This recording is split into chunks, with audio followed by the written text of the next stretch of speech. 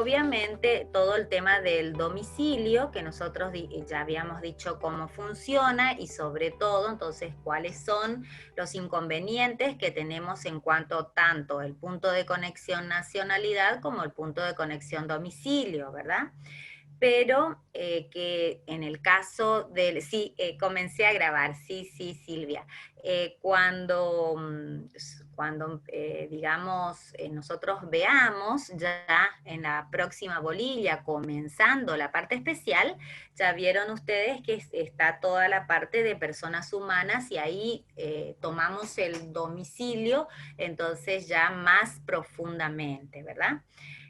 Lo mismo vamos a realizar, entonces con ese, o mejor dicho, la metodología que vamos a aplicar va a ser con respecto a la ley de situación de los bienes, o sea, la ley Recitae, es decir, entonces que sobre todo se va a tomar como punto de conexión, entonces todo lo que se refiere a los derechos reales, ¿verdad? A la constitución, modificación y extinción de todos los derechos reales y sobre todo entonces lo que se refiere a los bienes inmuebles y aquellos que tienen carácter de permanentes, ¿verdad? Como también, por ejemplo, entonces el caso de los bienes inmuebles que vamos a utilizar también como punto de conexión en los casos de sucesiones, ¿verdad? Pero eso también vamos a ver, digamos, cuando estudiemos todo el problema de los derechos reales, entonces, de cuál más profundamente entonces la diferenciación entre estos bienes inmuebles con carácter de permanencia y también aquellos que no tienen carácter de permanencia, por qué se los califica así y obviamente qué puntos de conexión se toman para obviamente aplicar a estos temas, ¿sí? Y en el caso sí de la autonomía de la voluntad, nosotros vamos a ver que es un punto de conexión que nosotros denominamos dentro de la clasificación de estos puntos de conexión como conductistas, ¿verdad? Es decir, esa autonomía de la voluntad. Nosotros vamos a ver que en el caso de la autonomía de la voluntad, habíamos dicho ya, que tanto los tratados de Montevideo de 1889 y el tratado de 1940, entonces no eran muy proclives a este punto de conexión.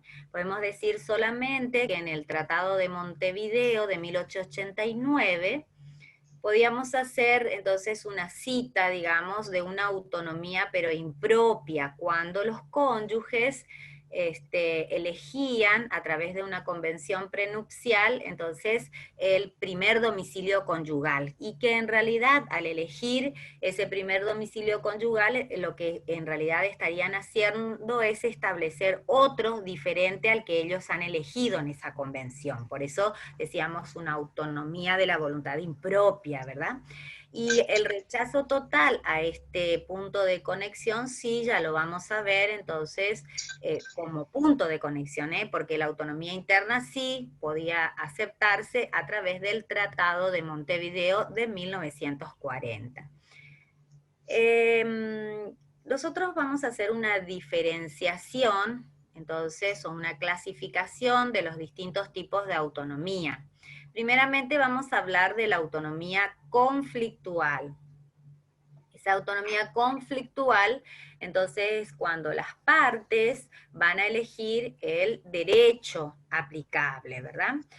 Esa autonomía conflictual, ya, o sea, la elección del derecho aplicable, por lo general se van a referir entonces o se va a manifestar de acuerdo entonces a un contrato, ¿verdad? En el cual las partes entonces pueden elegir o mejor dicho, pueden celebrar el contrato en un determinado estado para que de esa forma, obviamente, se produzca la aplicación de ese derecho, ¿verdad? O también pueden hacer una prórroga de jurisdicción. Entonces, haciendo de esa forma, si se prorroga la jurisdicción a los tribunales de ese determinado estado, también lo que se va a dar es la aplicación, entonces, del derecho que corresponde, entonces, a esos tribunales que van a entender en el caso, ¿verdad? Pero también vamos, en este caso de la autonomía de la voluntad, vamos a encontrar una autonomía universal. Una autonomía universal que, siguiendo a Golmi, se divide o puede dividirse entonces en autonomía universal de primer grado y en una autonomía universal entonces de segundo grado. Las de primer grado, ¿qué pasa acá? Entonces, en las de primer grado, la de material, de autonomía material de primer grado, lo que van a hacer las partes es entonces no elegir ningún derecho determinado. ¿Eh? Lo que sí van a hacer, entonces, o mejor dicho, su contrato va a estar regido por las cláusulas específicas que las partes han establecido. En su totalidad, entonces, se rigen por estas cláusulas, entonces, que contiene el contrato. Puede sí, o pueden sí, establecer, digamos, algún tipo de derecho subsidiario en el caso, entonces, de que existan lagunas, por ejemplo, pero en principio no eligen, entonces, con esta autonomía material o universal de primer grado, entonces, ningún derecho determinado, solamente se ajustan por las cláusulas creadas por ellos, o mejor dicho, las cláusulas entonces que rigen ese contrato. En este caso de la autonomía material entonces de primer grado, por lo general nosotros solemos encontrar en contratos, por ejemplo, como del Banco Mundial, ¿verdad? O como del Banco Interamericano de Desarrollo, ¿verdad? Es decir, solamente contratos entonces que no se ajustan o que no eligen un determinado derecho, sino que solamente se ajustan o se rigen por las cláusulas establecidas en ese contrato, ¿verdad?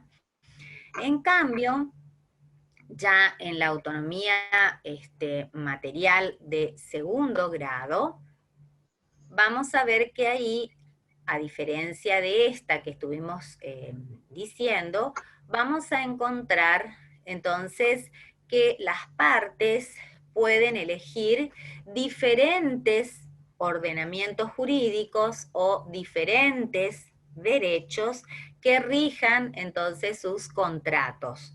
Por eso, entonces puede ser o pueden elegir que determinadas cláusulas estén regidas por un derecho y otra parte del contrato o otras cláusulas del contrato estén regidas por un derecho diferente.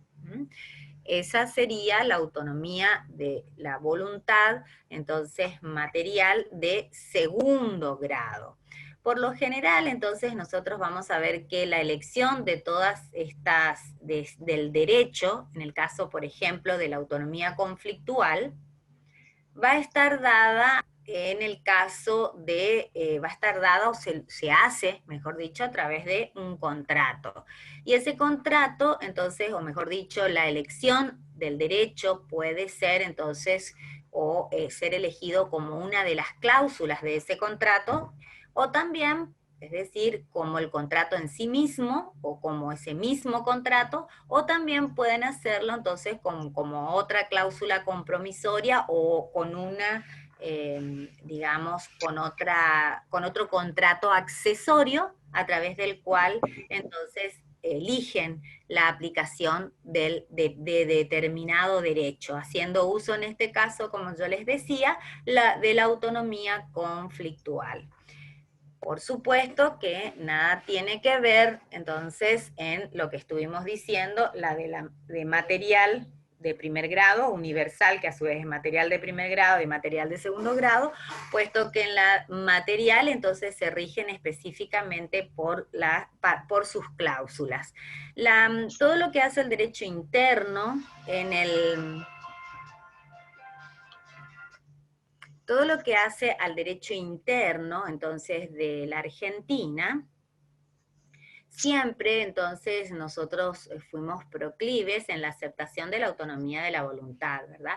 Sobre todo ya podíamos ver en esos contratos estandarizados que se aceptaban en los casos de, por ejemplo, de aeronáuticas, que teníamos entonces ya impresa, digamos, impresos o estandarizados, donde se utilizaba o se utilizó siempre este punto de conexión, digamos, como la autonomía de la voluntad. Ahora vamos a ver nosotros que este tema, vamos a ir un poquito más allá de los temas que estuvimos viendo en nuestro Código Civil, o sea, nuestro derecho interno, las normas de nuestro derecho internacional privado, para que ustedes vean entonces cómo en el caso de los, específicamente de los contratos, que es la sección 11 de los contratos, primeramente nos va a hablar de la jurisdicción y después nos va a hablar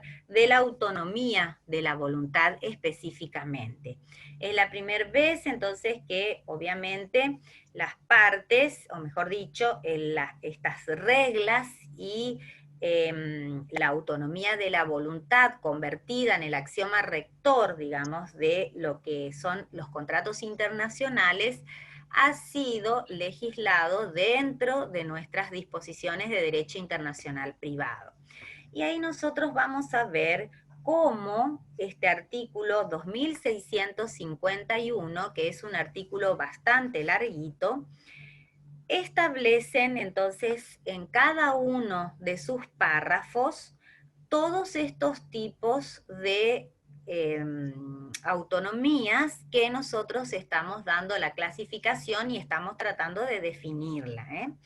Por eso, entonces, vamos a ver que primero habíamos dicho que vamos a o existe, digamos, una autonomía conflictual. Cuando nosotros hablamos de esa autonomía conflictual, ya habíamos dicho entonces que es el derecho que tienen las partes, ¿verdad?, de elegir un determinado derecho aplicable a ese contrato.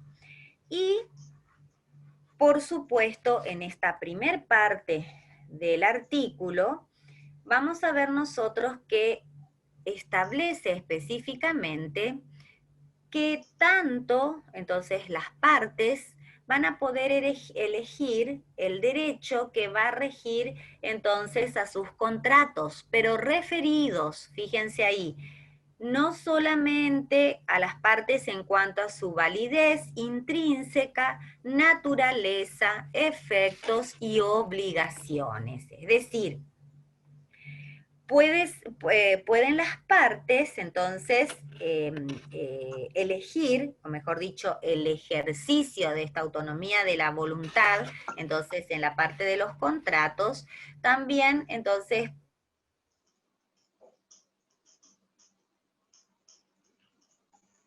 puede o ser la validez intrínseca, las obligaciones, ¿verdad?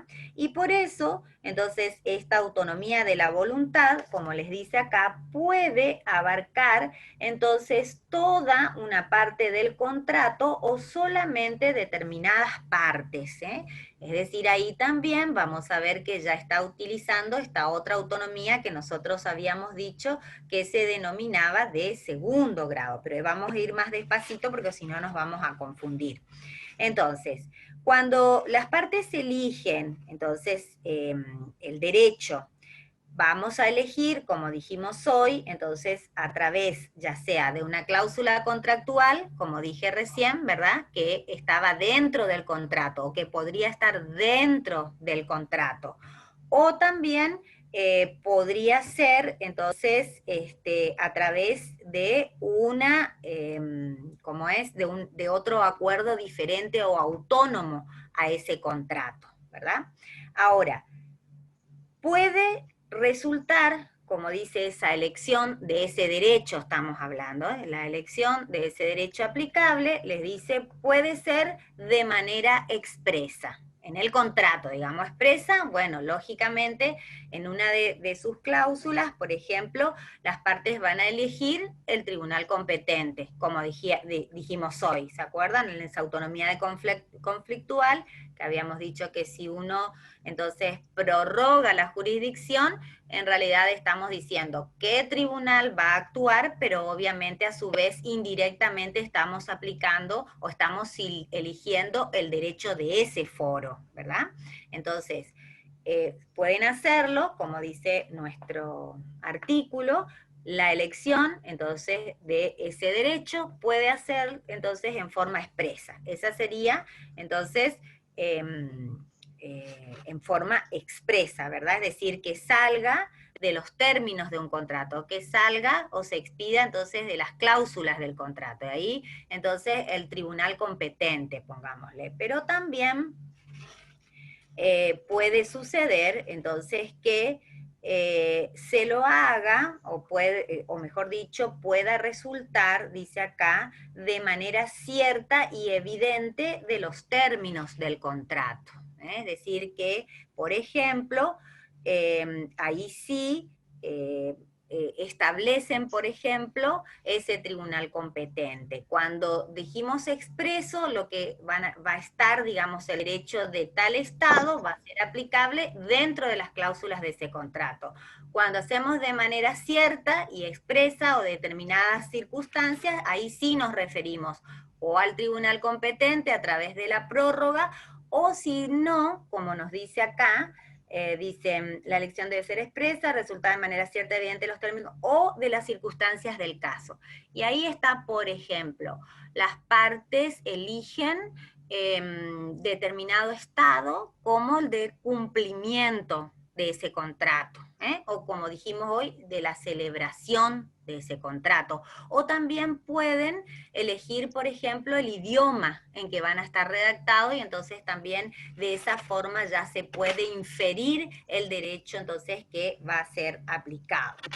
Por eso decimos que en principio tiene que surgir la elección de este derecho, entonces, o de manera expresa, o puede resultar de las circunstancias del caso, ¿verdad?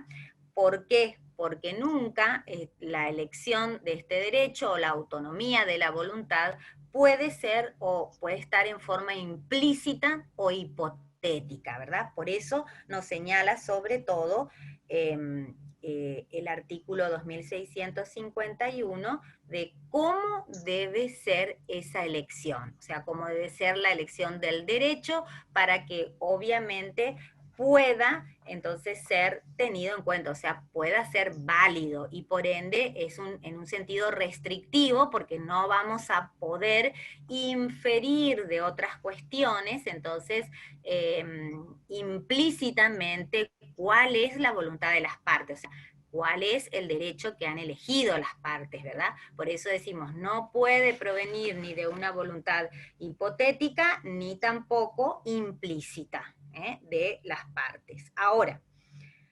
siempre lo que sí vamos a tener en cuenta es que ese derecho o esa elección va a provenir de la voluntad de las partes y nunca va a provenir del juez. Pero vamos a ver también que cuando hablamos de la autonomía conflictual, se entiende entonces que cuando las partes eligen un determinado derecho, las partes, ya habíamos dicho, establecen un determinado derecho, se entiende entonces que es efectuado entonces por, o mejor dicho, la elección a un determinado derecho nacional. Eso les va a decir en el punto B. Esa sería, entonces, elegida la aplicación de un derecho nacional, dice, se debe interpretar elegido el derecho interno de ese país con exclusión de sus normas sobre conflicto de leyes, excepto pacto en contrario. Ese dice el inciso B. Pero en realidad lo que nosotros tenemos que señalar acá es que cuando las partes hacen uso de la autonomía conflictual, entonces obviamente se está eligiendo un derecho o un determinado ordenamiento, ¿verdad? Cuando elegimos ese determinado ordenamiento, lo que estamos eligiendo es el derecho positivo de ese Estado. ¿Se acuerdan que nosotros dijimos? Es decir, ese derecho privado del Estado, no las normas del derecho internacional privado, que en este caso entonces quedarían no aplicables, ¿verdad? Y por ende, en estos casos no se daría el reenvío. ¿Por qué? Por lo que nos dice nuestro artículo. Es decir, cuando las partes hacen uso de esta autonomía conflictual, entonces se entiende que han elegido el derecho aplicable y por ende es efectuada, es decir, la elección va a ser efectuada por la ley interna que pertenece a este ordenamiento, ¿verdad? Así dice el código. Y por eso, entonces, van a quedar excluidas las normas del derecho internacional privado, entonces, que contenga ese ordenamiento jurídico, ¿verdad? Y en este caso no se daría el reenvío. ¿Qué quiero decir con todo este palabrerío? Que nuestro código, entonces, entre los distintos tipos de autonomía que acepta, está en principio la autonomía conflictual, porque obviamente si nos está diciendo los contratos se rigen por el derecho elegido por las partes, nos está diciendo entonces que obviamente estas partes van a elegir el derecho que van a aplicar a sus contratos y referidas a una gran cantidad de cuestiones, ¿verdad? Por eso les dice ahí, van a elegir el derecho que va a regir ¿qué? La validez intrínseca de esos contratos. Va a regir la naturaleza, va a regir los efectos y los derechos y obligaciones de las partes, o sea, todo lo que sea, entonces, o lo relativo a sus contratos, ¿verdad? Y es lo que sí demarca el código que la elección de ese derecho, en cuanto sea obviamente una autonomía conflictual, tiene que ser una elección expresa o puede ser una elección que resulte de una manera cierta de los términos del contrato o de las circunstancias del caso. Por eso decíamos, va a ser expresa. Va a ser expresa, obviamente, cuando dentro de las cláusulas de ese contrato ya se establezca cuál va a ser el derecho aplicable a ese contrato. ¿Cuándo va a ser resultar de manera cierta y evidente de los términos del contrato? Cuando, por ejemplo, elijamos el tribunal competente. Y puesto que ese tribunal competente, obviamente lo que va a aplicar va a ser su propio derecho, que obviamente las partes van a querer que se aplique, por eso obviamente eligen la competencia, o mejor dicho, prorrogan esa jurisdicción. Y en el caso de las circunstancias del caso, bueno, ahí ya habíamos dicho, por ejemplo, cuando ponen, por ejemplo, ¿cómo es? El domicilio, la residencia habitual, el cumplimiento del contrato, o también el idioma, habíamos dicho, en que está redactado ese contrato. Eso podríamos nosotros tomarlo como, entonces, cuando surge de las circunstancias del caso. Y por eso mismo ya habíamos dicho también que esa elección puede estar formando parte de ese contrato o también entonces puede ser un instrumento o un compromiso diferente entonces a el cuerpo mismo de ese contrato.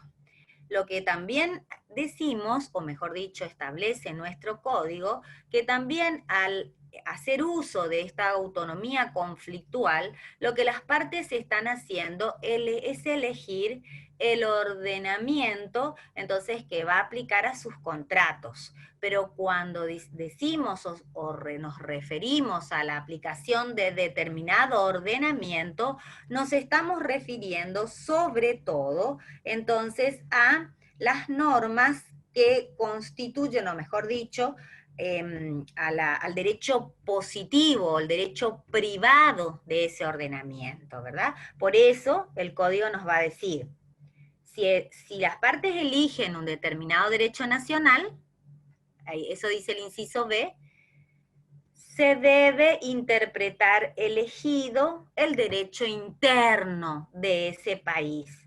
Interno de ese país, es decir, el derecho privado, con exclusión entonces de las otras normas o de las disposiciones que conforman el derecho internacional privado. En ese caso, lo que está remarcando en ese inciso es obviamente que no se puede dar en este caso, o sea, de la autonomía conflictual, la posibilidad del reenvío. ¿Vamos hasta ahí?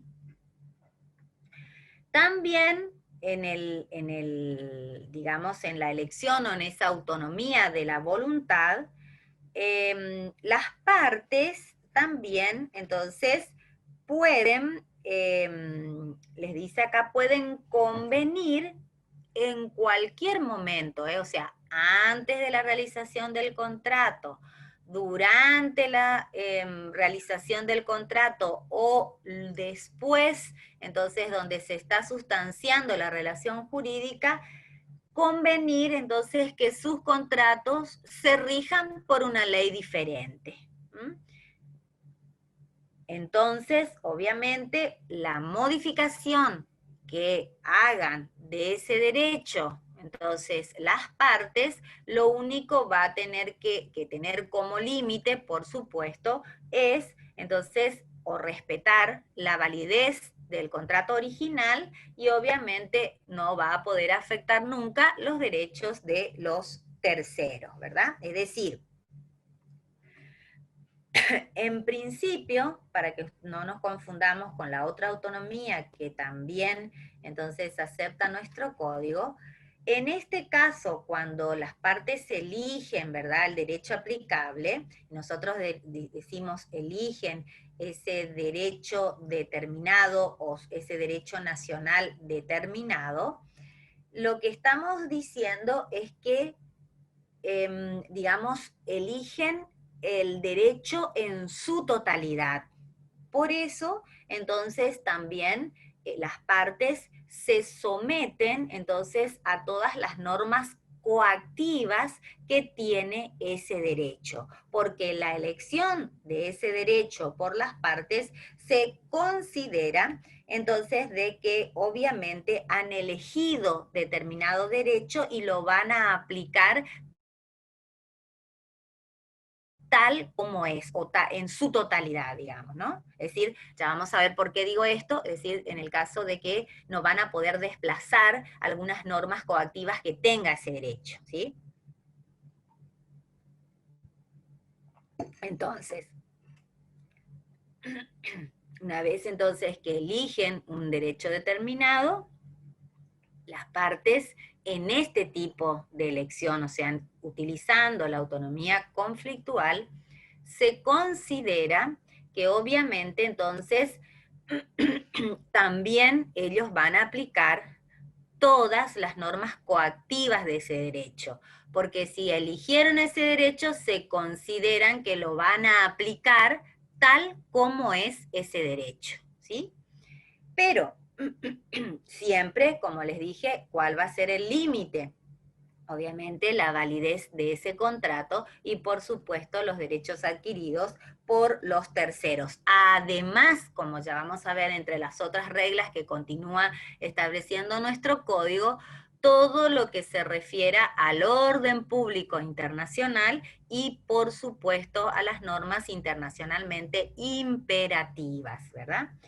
Pero van a ver entonces que tanto en el inciso A como en el inciso B del artículo 2651, nosotros vamos a estar hablando de esa autonomía de conflictual que habíamos definido como que solamente va a ser entonces la elección de un determinado derecho aplicable por las partes a sus contratos, ¿verdad? Con todas esas características que nos establece el 2651. Pero vamos a ver también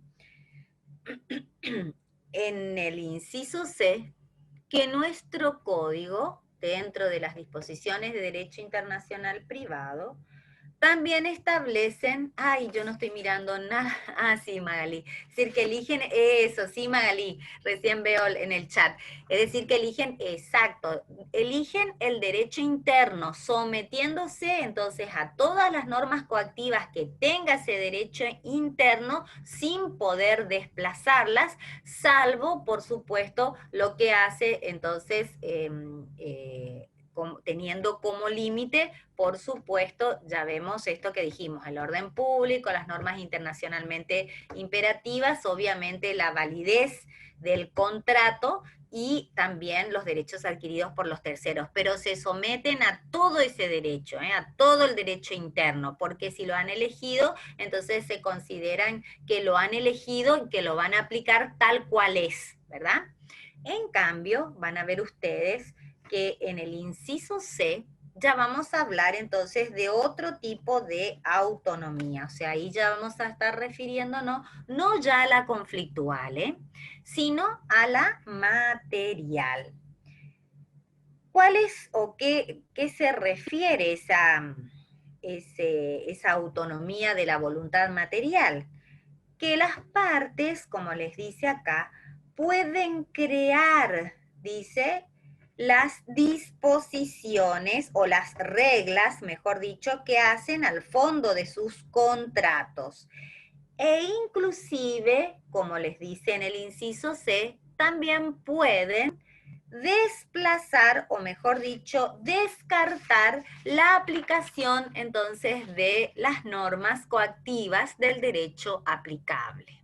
Vieron que acá les dice, el inciso C les dice, las partes pueden establecer de común acuerdo el contenido material de sus contratos e incluso crear disposiciones contractuales que desplacen normas coactivas del derecho elegido. Entonces, en este caso estamos en presencia de la autonomía material. ¿Por qué? Porque las partes, entonces, de común acuerdo, lo que van a hacer o lo que van a estar efectuando va a ser creando sus propias disposiciones, o sea, creando todas estas cláusulas a las que se van a someter. Y también pueden, dice, crear disposiciones, entonces, que desplacen a normas coactivas del derecho elegido. Fíjense qué importante, ¿verdad? Entonces, digamos, las partes o los contratantes van a poder crear normas materiales y, por supuesto, que van a regir, por supuesto, sus contratos, y lo que van a poder hacer también es establecer ciertas disposiciones que puedan neutralizar, por ejemplo, algunas disposiciones coactivas que contiene el derecho elegido. Imagínense qué importante y qué amplia, mejor dicho, es esta autonomía de la voluntad, ¿verdad? Material, por eso dice, crean. Entonces, todas crean estas cláusulas sobre las cuales entonces ellos van a regir ese contrato. También puede ser de segundo grado. En principio, a esta autonomía, la más grande de todas, por decirlo así, la autonomía de primer grado, es decir, la que pueden crear y obviamente no elegir un determinado derecho, sino crear todas sus cláusulas y regirse o someterse solamente a ellas, y luego la de segundo grado, que también pueden hacer uso según esto, entonces, de establecer, entonces, para una parte de su contrato, que esté regido por un derecho y que otra parte del contrato esté regido por otro derecho, ¿verdad? Por eso cuando nosotros decimos que pueden neutralizar algunas normas del derecho coactivo, lo que podrían utilizar es, por ejemplo, o crear, mejor dicho, algunos pactos o algunas cláusulas, entonces, que por ejemplo, deriven, como les dice ya en el inciso D, de, por ejemplo, usos y prácticas comerciales, ¿verdad? Utilizadas. usos y prácticas comerciales utilizadas que obviamente son aceptados por el derecho comercial internacional, digamos, y también, por supuesto, por aquellos, por ejemplo, los principios de UNIDROIT, ¿verdad? Entonces, al elegir estas cláusulas o al aplicar o al hacer uso, digamos, de estos usos y prácticas del comercio internacional, obviamente están de alguna medida, entonces, desplazando estas disposiciones o neutralizando estas disposiciones que para algunos ordenamientos pueden resultar, o mejor dicho, son coactivas, ¿verdad? Ahora, ¿cómo vamos a diferenciar nosotros la autonomía conflictual con la autonomía material, verdad? Y es muy fácil porque obviamente nosotros vamos a ver que tanto el método como los límites, entonces son muy diferentes, ¿verdad? Cuando nosotros hablamos, por ejemplo, del método que utilizan la autonomía conflictual, ahí lo que nosotros, el método que va a utilizar es exactamente el método de elección. Por eso nosotros decimos eligen el derecho que van a aplicar y lo aplican en su totalidad, ¿verdad? Sin desplazar, por supuesto, esas normas coactivas, como dijimos. En cambio, en la autonomía de la voluntad material, ya el método va a ser un método material, pero de creación, ¿eh? De creación. Por eso decimos, crean sus propias normas de los contratos, las partes pueden, el contenido material, dice, ¿eh? Incluso crear disposiciones, entonces que aún la creación de estas disposiciones pueden desplazar o neutralizar esas normas coactivas del derecho elegido. Y en cuanto a los límites, ahí está la diferencia también. Es decir, en la autonomía conflictual nosotros vamos a ver que sí o sí el límite va a estar en la imposibilidad de desplazar, ¿verdad? Esas normas coactivas que tiene el derecho elegido. En cambio, en la autonomía material, obviamente sí se puede, ¿verdad? Se puede entonces desplazar, como dijimos, o neutralizar en algunas, en estas normas coactivas, ¿verdad? Por supuesto que al decir que se pueden desplazar, vamos a ver que tanto los principios del orden público como las normas internacionalmente imperativas de nuestro derecho, obviamente van a seguir siendo prioritarios e imponiéndose obviamente a través de la relación jurídica, ¿verdad? Es decir, acá en el artículo o en el inciso van a ver ustedes que dice los principios de orden público, las normas internacionalmente imperativas del derecho argentino se aplican a la relación jurídica cualquiera sea la ley que rige el contrato. Es decir, estos principios de orden público como las normas internacionalmente imperativas siempre van a ser prioritarias y siempre se van a imponer cualquiera sea el derecho entonces coactivo, el derecho entonces elegido. ¿Sí? Me pareció que me querían preguntar algo por ahí, ¿no? ¿Estamos bien? ¿Estamos calladitos nomás? Muy bien. Entonces,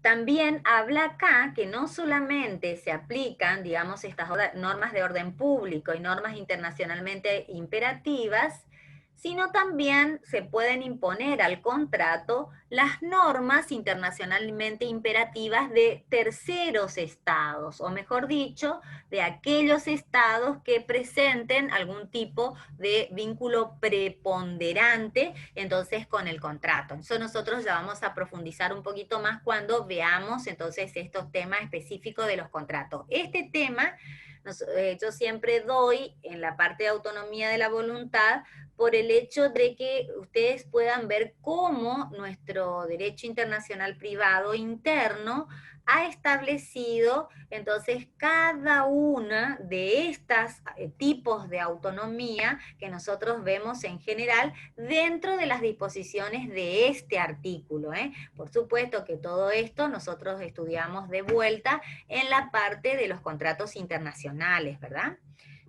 La jurisdicción está primero y después esto obviamente rige, son todas las reglas que pueden hacer uso las partes para, por supuesto, la elección del derecho aplicable a sus contratos, ¿verdad? Y por eso ahí está todas las formas, entonces, de que se puede hacer uso o se puede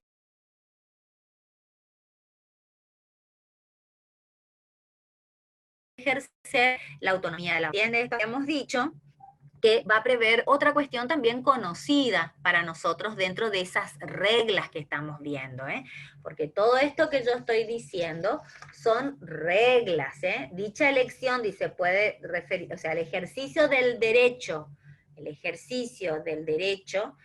la elección del derecho aplicable, tiene, o mejor dicho, está sujeto a todas estas reglas. Y ahí en esas reglas, entonces nosotros vamos a encontrar los distintos tipos de autonomía de la voluntad, ¿verdad?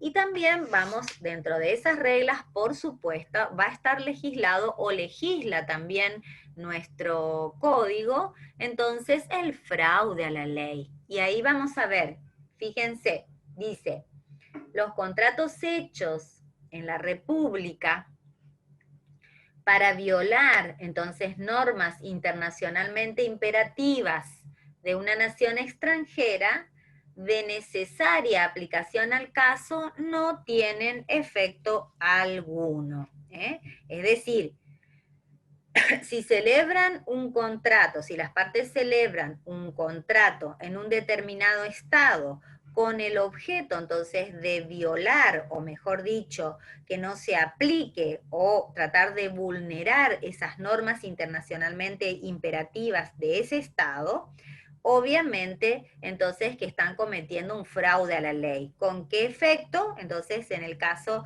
de que se produzca esa violación, entonces, de esas normas imperativas, es de que no va a producir entonces ningún efecto ese contrato realizado violando estas normas internacionalmente imperativas. Es decir, en el inciso F también entonces nos trae la cuestión del fraude a la ley. Y por último, entonces, en el inciso G, es lo que nosotros denominamos el paralelismo, o sea, el no al paralelismo, se dice.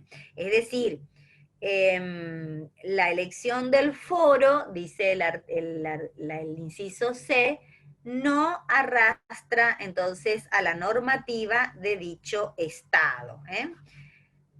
Es decir, que la incorporación de este principio viene a cubrir, por supuesto, una laguna que existía anteriormente de la redacción de este artículo, ¿verdad? Y por supuesto que era cubierto por la jurisprudencia, ¿verdad? Pero al establecer entonces en el inciso C que la elección de un determinado foro, o sea, de un determinado tribunal, no supone la elección del derecho interno aplicable en ese país. Por eso decimos no al paralelismo. La elección entonces del foro no arrastra a la normativa de dicho Estado. Eso es lo que quiere decir no al paralelismo.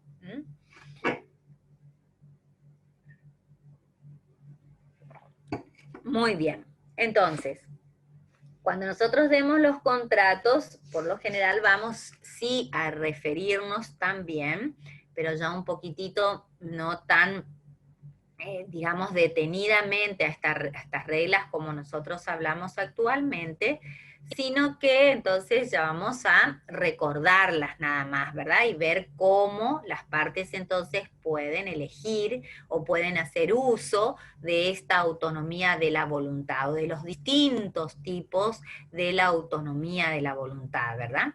Y entonces lo que yo quiero que hoy a ustedes le queden claro es que estos distintos tipos que nosotros vemos que puede ser o que se puede manifestar esta autonomía de la voluntad, está entonces regulada también en cada una de estas reglas del artículo 2651, ¿verdad? Y que por supuesto para nosotros establecen, digamos, reglas que, específicas que obviamente sí o sí se tienen que establecer y que no nos dejan lugar a dudas de cómo debe ser la actuación de las partes, ¿verdad? Sobre todo en cómo van a elegir ese derecho, en cómo tiene que estar manifiesta esa autonomía de la voluntad, ¿verdad? Y cómo tienen que hacer uso de cada una de estas autonomías, depende entonces de cuál sea la que hayan elegido para la regulación de sus contratos, ¿sí? Muy bien. Después nosotros vamos a ver que tienen otros puntos de conexión que yo les voy a dejar que ustedes lean solito porque en realidad son temas bastante cortos y también que no tienen grandes complicaciones, ¿verdad? Y son los puntos de conexión sobre todo que se refieren al lugar de cumplimiento del contrato y el lugar, o de ejecución, y el lugar de celebración del contrato. Nosotros vamos a ir ya más a lo que se refiere, o sea, vamos a entrar en la otra bolilla, y que es sobre todo la ley aplicable al proceso. Fíjense ahí en su programita si tienen a mano, la bolilla 6 comienza entonces con la ley aplicable al proceso.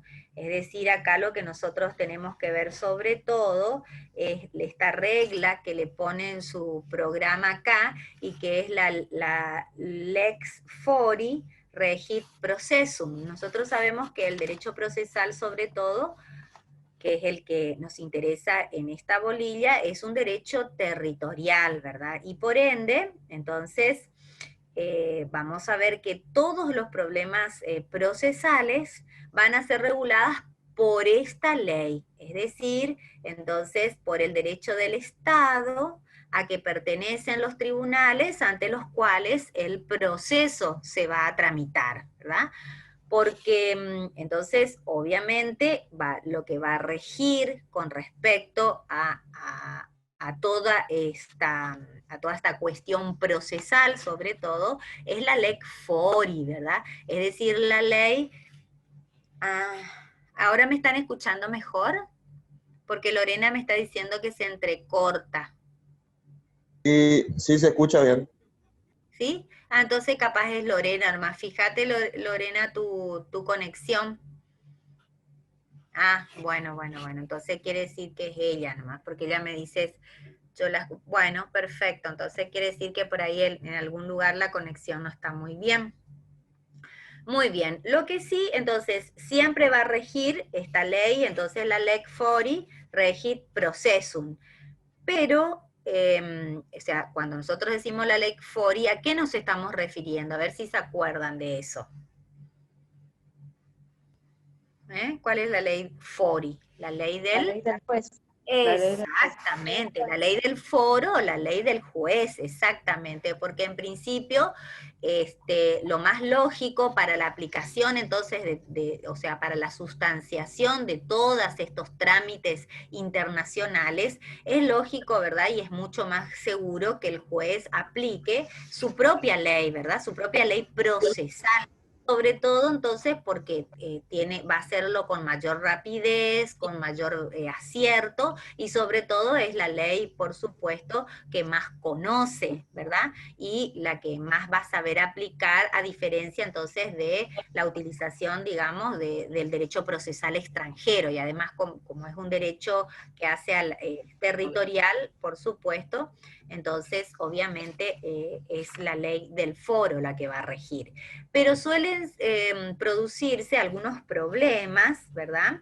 Que se refieren sobre todo a distinguir entre los problemas, entonces entre, digamos, cuestiones de fondo o cuestiones de forma, ¿verdad?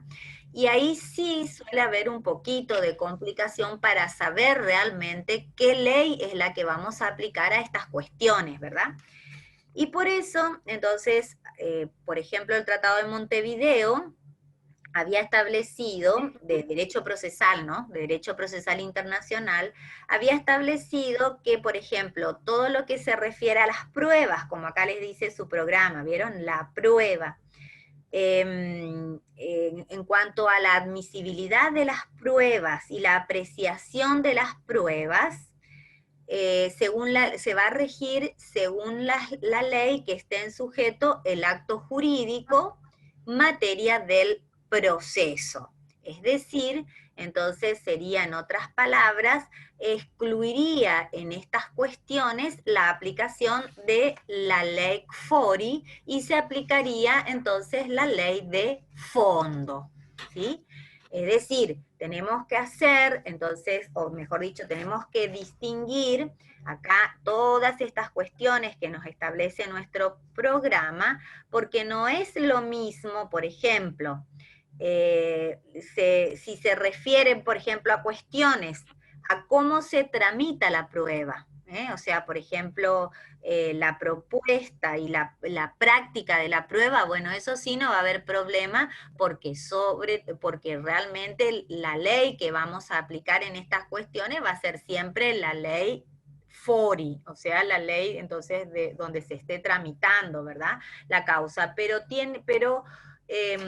con respecto, por ejemplo, a las reglas que van a regir los diversos medios de prueba, ahí ya va a ir cambiando, va a ir cambiando, digamos, porque el medio de prueba que se va a utilizar obviamente ya va a salir o va a escapar de esa ley FORI, ¿verdad? Sino que vamos a tener que ya aplicar o ir a aplicar en ese caso la ley de fondo, o sea, cuáles son las pruebas que realmente pueden ser aplicadas, entonces ya se establece, entonces, o se va a regir por la ley de fondo.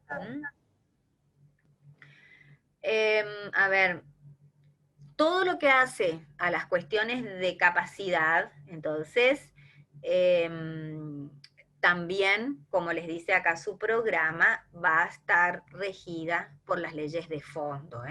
Por eso es que es tan importante, entonces, establecer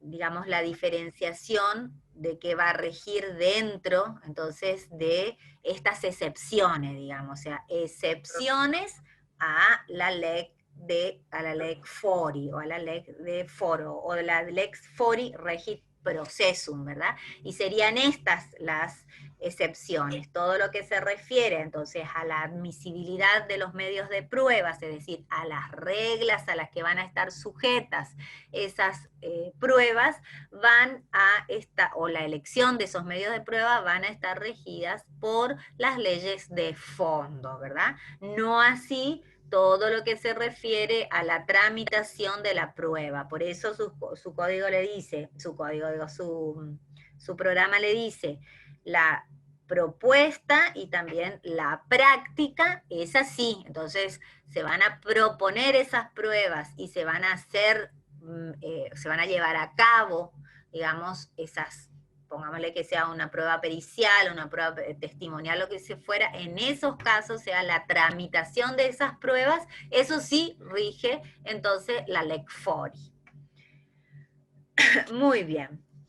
dentro del proceso, de las reglas del proceso que obviamente se aplican a los casos con elementos extranjeros, nosotros vamos a ver que sobre todo tenemos algunas cuestiones que van a ser específicas, entonces sobre todo a la condición procesal del litigante extranjero, ¿verdad?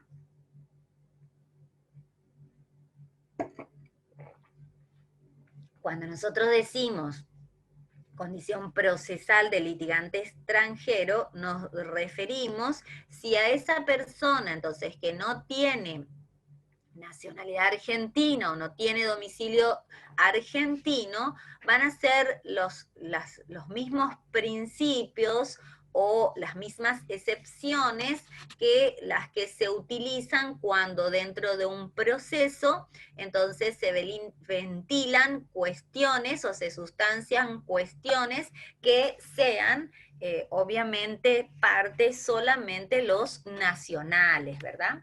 Y por eso ahí nosotros vamos a tener en principio estos grandes ítems que gobiernan entonces todo el trámite del proceso cuando intervienen elementos extranjeros. Y ahí vamos a ver sobre todo el acceso a la justicia, ¿verdad? Este gran principio, o mejor dicho, este gran derecho humano que obviamente ha tenido, como es, o tiene, y ha tenido desde hace ya mucho tiempo una gran importancia, ¿verdad?, en lo que hace sobre todo en la jurisdicción internacional y a partir, por supuesto, de la reforma, como ustedes ya vieron por cuando estudiamos Fuente, de la reforma de 1994, donde han sido incorporados, obviamente, como en el derecho argentino, entonces, a la Constitución, estos importantes instrumentos internacionales en esa materia, y sobre todo, entonces, este principio o este derecho humano, como es el acceso a la justicia, ¿verdad? Derecho humano y constitucional. Por eso, la República Argentina, entonces, se encuentra obligada, más aún entonces con todo este gran cambio y la constitucionalización que llamamos nosotros del derecho privado, del respeto, entonces, de este acceso a la justicia, acceso a la justicia como derecho humano y que ha sido entonces establecido por la Constitución, también además entonces por como es la Constitución Nacional, sabemos en el artículo 75, inciso 22, también todos los tratados y sobre todo el Pacto de San José de Costa Rica, ¿se acuerdan? También la Convención Americana de los Derechos y Deberes del Hombre, la Declaración Universal de los Derechos Humanos y obviamente la Convención también, o el Pacto, mejor dicho, de Derechos Civiles y Derechos Políticos, que siempre entonces han establecido, sobre todo el Pacto de San José de Costa Rica, de que todas las personas tenemos derechos a ser oídos y obviamente a ventilar, por supuesto, con las garantías del debido proceso, cualquier cuestión, entonces, de cualquier índole, ante jueces imparciales e independientes, ¿verdad?, que, por supuesto, puedan escucharlos y, obviamente, pueda sustanciar cualquier petición, ya sea civil, comercial, laboral, penal y demás, ¿verdad? Y que todas las personas tenemos este derecho, igualdad de derecho y sobre todo igualdad al acceso a las justicias, y que obviamente entonces no puede haber ningún tipo de discriminación en cuanto sean naturales, o mejor dicho, ciudadanos argentinos o no, ¿verdad? Y además, este acceso a la justicia está, digamos, establecido cuando se evitan esto que nosotros habíamos estudiado cuando hablamos de jurisdicción internacional, de evitar eso que nosotros dijimos, por ejemplo, los foros exorbitantes, ¿se acuerdan? Y sí, entonces, la aplicación y la regulación, como vemos que tenemos en nuestro Código Civil y Comercial, entonces el foro de necesidad. ¿Se acuerdan también de eso? El foro de necesidad, nosotros habíamos dicho que era arrogarse, entonces una determinada jurisdicción o un tribunal que en principio no tendrían que entender, pero que sí había un elemento, ¿se acuerdan?, de relación entre el caso, o mejor dicho, el derecho y la relación jurídica, y que por eso, para evitar la denegación de justicia y obviamente la tutela judicial efectiva, lo que se hacía era obviamente entonces crear ese foro que nosotros llamamos el foro de necesidad. Esta también es una forma de garantizar este derecho que nosotros estamos hablando del acceso a la justicia, ¿verdad? También este acceso a la justicia está muy ligado entonces a que en todos los sistemas procesales, por lo general, digamos, tenían cuestiones y sobre todo situaciones entonces reguladas que producían una discriminación, ¿verdad?, entre personas, digamos, ciudadanos y extranjeros, ¿verdad? Y que por eso la persona que tenía que ir a litigar a un lugar donde no tenía su domicilio, sobre todo entonces en un estado que esté entonces, en un estado distinto, digamos, siempre se le produce, digamos, más inconvenientes, más gastos, puesto que, por ejemplo, no conocen o no tienen ningún tipo de vinculación como para elegir, por ejemplo, su abogado, o se le hace más costoso, ¿verdad? O también el acceso al tribunal va a ser más dificultoso, o también conseguir determinadas pruebas o determinados testigos, o acercar todo lo que se refiere entonces para probar esa petición o para defenderse, obviamente les va a ser más dificultoso, ¿verdad? Por eso mismo, entonces la mayoría de las legislaciones traían, digamos, diferentes instituciones que nosotros ahora podemos denominarlas como discriminatorias, ¿verdad? Y así, por ejemplo, nosotros teníamos antes, y lo seguimos teniendo porque está en el Código Procesal Civil de la Nación, sobre todo, entonces, instituciones como lo que nosotros conocemos como la excepción de arraigo en juicio, o también la cuestión entonces de que antes entonces de que nosotros tengamos este artículo que establece la igualdad de trato que ya vamos a leer en nuestro código, teníamos también entonces la imposibilidad de que los extranjeros solicitasen el beneficio de litigar sin gastos, por ejemplo. Y cuando nosotros hablemos sobre todo de esta igualdad de trato, que estamos diciendo sobre todo como derecho y acceso a la justicia como derecho humano constitucional, se refiere entonces a terminar absolutamente con todas estas diferenciaciones, ¿verdad? Y también que se refieran sobre todo a la capacidad procesal del actor y también a la posibilidad entonces de darle un auxilio gratuito a estas personas, entonces que se encuentran en una asistencia jurídica, mejor dicho, gratuita, y también entonces la exclusión de cualquier tipo, entonces, de caución o cualquier tipo de garantía para que estas personas, entonces, al momento de actuar en la justicia, o mejor dicho, litigar, sean litigantes en nuestro país, puedan tener algún tipo de diferenciación, entonces, con los ciudadanos argentinos, o con los argentinos en sí, ¿verdad? Por eso, el artículo 2610, vamos a ver nosotros que ahora ya nos trae o regula esto que estamos diciendo de la igualdad de trato. Esa igualdad de trato, y por eso nos dice que los argentinos, los ciudadanos y residentes, primeramente habla de los ciudadanos y residentes permanentes en el extranjero gozan de la libre acceso a la jurisdicción, ¿verdad? Para el derecho de el derecho de su defensa y también para derecho de sus intereses, ¿verdad? En las mismas condiciones que los ciudadanos y residentes permanentes en la Argentina. Y ya nos sienta entonces la imposibilidad de establecer algún tipo de trato discriminatorio o algún trato desigual entre los ciudadanos entonces y residentes permanentes en el extranjero y los ciudadanos y residentes permanentes en la Argentina. Además nos establece que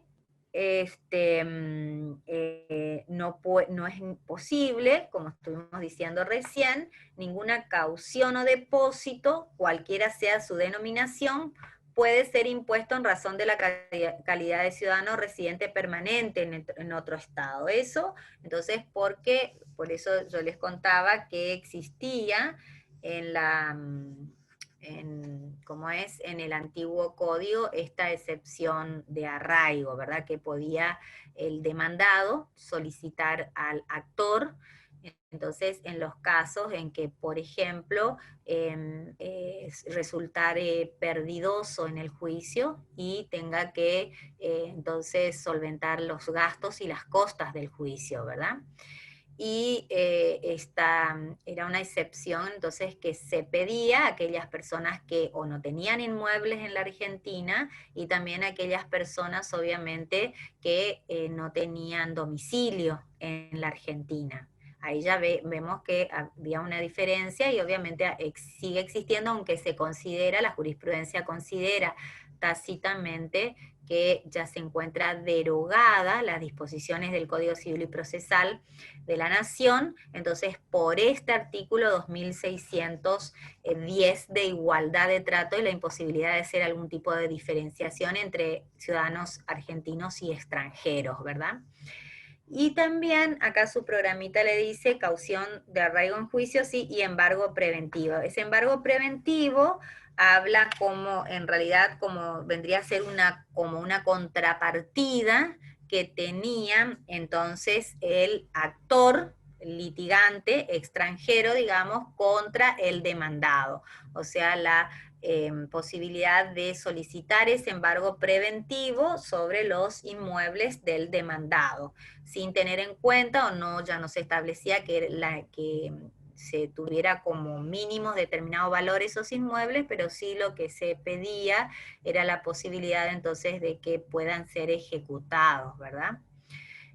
Lo mismo, entonces este artículo 2610 tiene como fundamento y como fuente sobre todo el protocolo de asistencia y cooperación jurisdiccional, y además entonces la Convención de La Haya de 1954, entonces que establece todas estas pautas que actualmente tiene el artículo 2610 de nuestro código.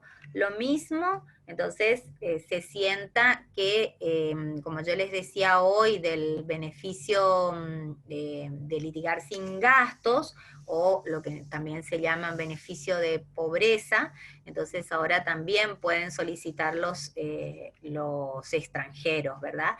Lo que sí, entonces, ese beneficio de pobreza, digamos, va a ser el Estado, que es donde se está sustanciando, obviamente, la causa y donde se solicita ese beneficio de litigar sin gastos, va a ser el Estado competente para decretar el beneficio de litigar sin gastos y también para establecer cuándo termina entonces ese beneficio de litigar sin gastos. Y además, en caso de que, por ejemplo, se establezcan medidas cautelares o de otras medidas urgentes, también es importante de que el otro Estado, mejor dicho, el que va a ser requerido en la solicitud de estas medidas, entonces también sea reconocido por ese Estado. Lo mismo, entonces, que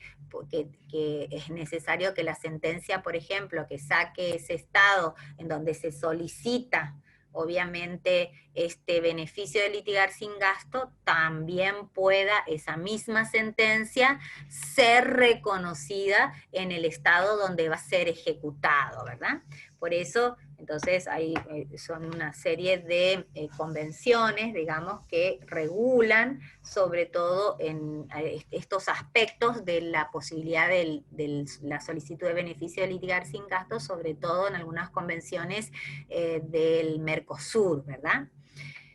Y además, vamos a ver que esa igualdad de trato, entonces no solamente se aplica a las personas humanas, sino que obviamente se aplica también a las personas jurídicas. Dice que hayan sido autorizadas, mejor dicho, constituidas, autorizadas y registradas, obviamente, en la República Argentina. Muy bien. Entonces, nosotros vamos a ver también que la Constitución establece como jueces competentes, o lo que nosotros llamamos el derecho de extranjería, a un privilegio, digamos, de que los extranjeros puedan utilizar, o mejor dicho, puedan ser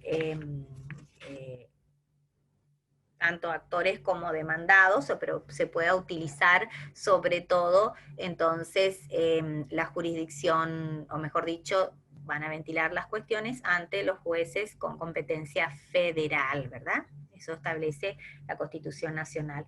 Por supuesto que también pueden ser, digamos, pueden someterse, o mejor dicho, pueden ser demandados ante la jurisdicción provincial, y también pueden acceder a esa jurisdicción si obviamente contestan la demanda en ese mismo foro. Lo que sí, no pueden accionar o iniciar la demanda ante los jueces provinciales, sino tienen que hacerlo ante los jueces federales, ¿verdad? Muy bien. Ahora, a ver, ¿qué seguimos acá? Muy bien, vamos a ir ahora a lo que hace ya, vieron que eso ya nosotros habíamos visto. A ver, voy a mirar en en el programa que tienen ustedes, porque yo tengo un programa, otro programa y así sucesivamente. Ahí ustedes, ¿qué tienen? ¿Qué les siguen su programita? Documentos, creo, ¿no? Documentos extranjeros, algo así. Sí. Acá tenemos documentos, o no tienen su programa. Tratamientos procesales del derecho extranjero. Eso, ahí estamos. Tratamiento. ¿Vieron que eso nosotros ya dijimos? Tratamiento procesal del derecho extranjero. ¿Qué era eso? A ver. ¿No se acuerdan? Nosotros habíamos visto que en la bolilla anterior habíamos tratado, lo mismo, porque habíamos tratado la cuestión de lo que se refiere tanto a la calidad del derecho extranjero como a la cantidad. Y cuando nosotros nos referimos a esto, o sea, a la calidad o al tratamiento del derecho extranjero, sobre todo nos referimos a si el derecho extranjero es considerado como un hecho, ¿se acuerdan? O como un derecho, como un hecho notorio. Exacto, eso es, así es. Muy bien. Entonces, esas cuestiones nosotros ya vamos a ir dándole, vimos. Y ustedes toman, por supuesto, lo que ya vimos en lo del código nada más, ¿no? Y en la doctora Dreising también está muy bien, por eso dice, alegación y prueba del derecho extranjero, distintas teorías, ¿verdad? Y aplicación extranjero, bueno, ahí nosotros habíamos visto el artículo 13 y después obviamente lo que preveía actualmente nuestro código, y así también los tratados de Montevideo. Y después vamos a ver sobre todo, entonces, primeramente vamos a ver todo lo que se refiere a otro aspecto que es, entonces, se refiere a un tercer nivel, digamos, de cooperación internacional, que vendría a ser el caso de la ejecución o las decisiones extranjeras, que para nosotros es el reconocimiento y ejecución de sentencias extranjeras. ¿Se acuerdan que nosotros dijimos que ese contenido que tiene nuestro derecho internacional privado, sobre todo se da, entonces, en cuanto a el estudio del derecho aplicable? El segundo aspecto, la jurisdicción, que es lo que fuimos viendo constantemente y vamos a ir viendo no solo solamente en la parte general como vimos, sino también, por supuesto, en cada una de los temas de la parte especial, ¿verdad? Y después también habíamos dicho que teníamos otro aspecto, o sea, el tercer nivel de cooperación, que obviamente era además de los que vamos a ver, de cooperación jurisdiccional internacional, y que nos faltaba porque no teníamos legislado dentro de las disposiciones de nuestro derecho internacional privado, que era el reconocimiento y ejecución de las sentencias extranjeras, ¿verdad? Sobre todas estas decisiones, entonces, extranjeras, se dan en lo que se refieren a cuestiones o están reguladas, ¿verdad?, en los códigos procesales, ¿verdad?, de cada provincia. Pero en el aspecto internacional, o en la parte de nuestra materia, nosotros siempre vamos a encontrar entonces dos tipos de tribunales que van a intervenir, ya sea entonces en la ejecución o en el reconocimiento al revés, el reconocimiento o la ejecución de las sentencias extranjeras, ¿verdad? Y vamos a hablar así, por ejemplo, de un tribunal de origen, que nosotros le vamos a denominar también como tribunal requirente. Y vamos a hablar también de un tribunal de destino, que va a ser el tribunal requerido, ¿verdad? En el derecho internacional privado, nosotros siempre volvemos a clasificar los distintos tipos de sentencias. Ustedes seguro que ya conocen, pero nosotros las volvemos a hacer, sobre todo, entonces, porque como es algunas necesitan solamente reconocimiento y otras necesitan para su ejecución, entonces, otro procedimiento específico, entonces, que hace a la ejecución de estas sentencias que son dictadas, obviamente, en un estado extranjero y que tienen que ser reconocidas o que tienen que ser ejecutadas en otro estado, ¿verdad? ¿Estamos hasta ahí? Muy bien, entonces vamos a clasificarlas primeramente. Las sentencias se clasifican en constitutivas, declarativas y de condena. Las constitutivas y declarativas, entonces, a estos dos tipos de sentencia, bastan con su reconocimiento. En cambio, hola Yolanda, ¿cómo estás? Recién te veo. Estaba sin internet y sí, todos estuvimos con unos dramas. Hoy yo sin luz, ustedes sin internet y así sucesivamente. Muy bien.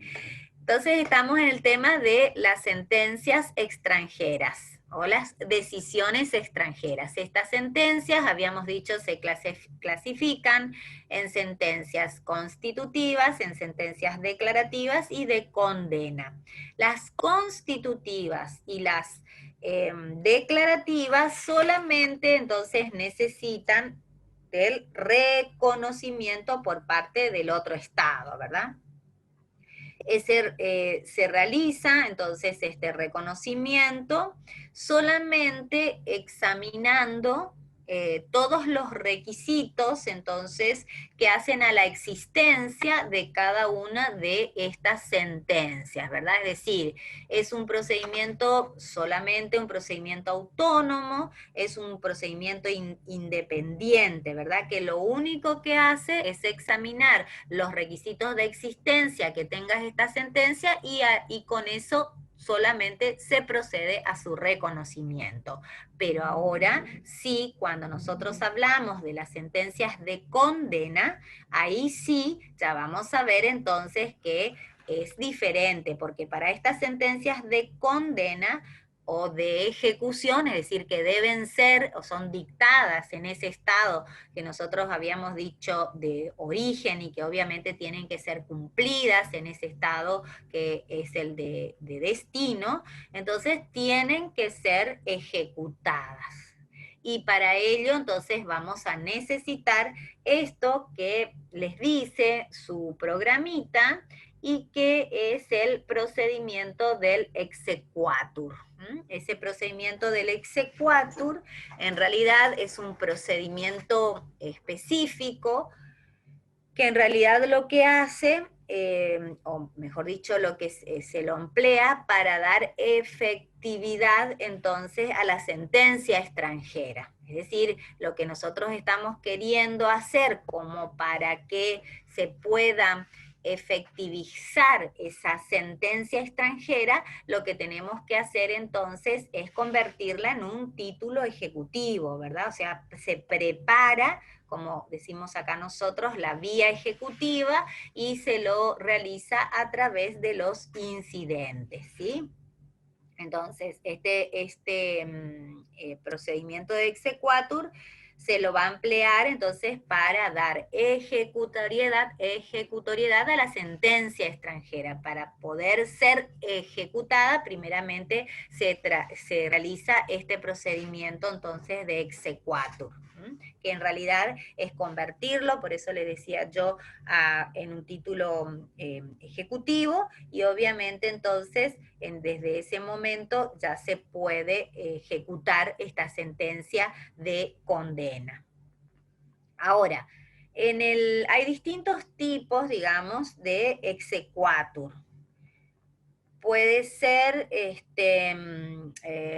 podemos denominar al primer tipo de exequatur, por ejemplo, el de revisión. Exequatur de revisión. Después tenemos el exequatur de control y después tenemos el de plano. Cuando hablamos del exequatur de revisión, en realidad nos estamos refiriendo que el estado requerido, o sea, el estado de destino, va a realizar dos controles a través de ese procedimiento de exequatur, dos controles. Primeramente va a ser el estudio sobre todos los hechos entonces que motivaron el pedido, obviamente, de esa sentencia, ¿no? O mejor dicho, los hechos que motivaron el dictado de esa sentencia, ¿verdad? Y otro control que va a hacer es si qué derecho es el que aplicó el juez extranjero. Por eso ese sistema o ese tipo, digamos, de exequatur se denomina de revisión. Entonces, en ese procedimiento de exequatur se van a realizar dos controles. El de los hechos que motivan la sentencia y obviamente el derecho que aplica el juez. Muy bien.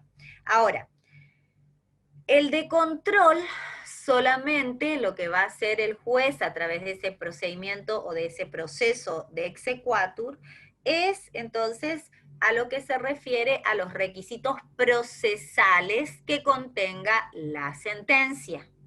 Así, por ejemplo, no quiere decir que solamente va a investigar o va a controlar, digamos, esos requisitos que hacen a la forma, ¿verdad?